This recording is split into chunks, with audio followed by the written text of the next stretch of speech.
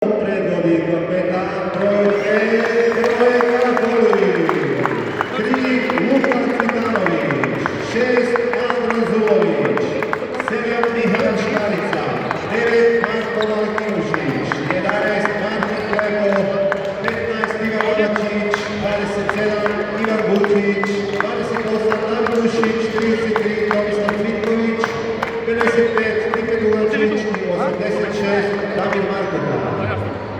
Prvi trener je gospodin Mario Štigar, pomoćni trener je gospodin Damir Nikolić. Sada je došla vremena večerašnja utakmica i kupnih karaktera. Dinamo i Gorica igraju za naše vukovarske aktivičare. Su došli s nama i pazit će ovu utakmicu večeras. Pozdravimo ih jednom mjestu.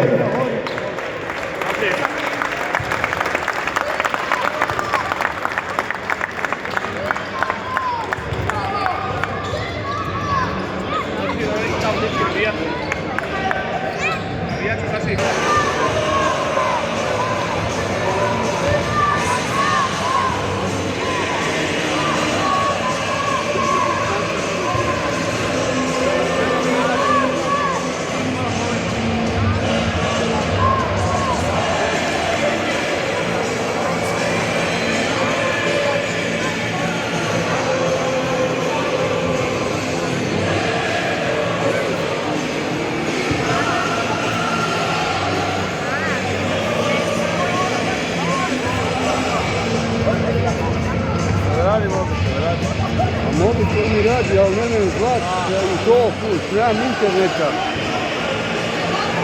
Mogu to raditi.